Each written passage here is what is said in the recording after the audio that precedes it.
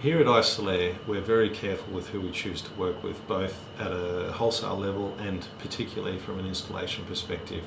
The reason why I say particularly is that 90% of your warranty claims stem from poor installation, and so therefore if we're not careful with who we choose as being approved installers, it can become fairly problematic.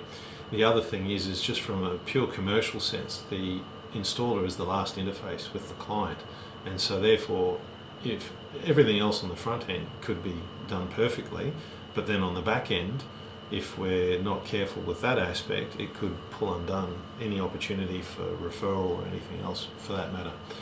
From an installation training perspective, let's go back a step. We will only allow Isolair certified installers to complete the installation. The reason for that is to mitigate spurious warranty claims, and secondly the issue associated with making sure the presentation is correct and all those sorts of things.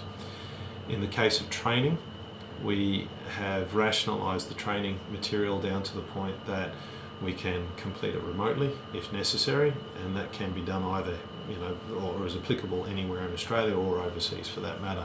The only requirement is that the recipient of the training material has obviously executed a non-disclosure agreement and can communicate in English, both in terms of reading material in English and then also verbally communicating.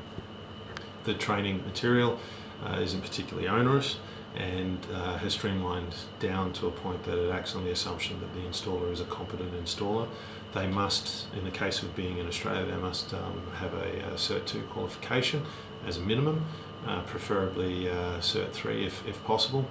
And in the case of overseas installers, they need to have appropriate qualifications to satisfy their regulatory environment.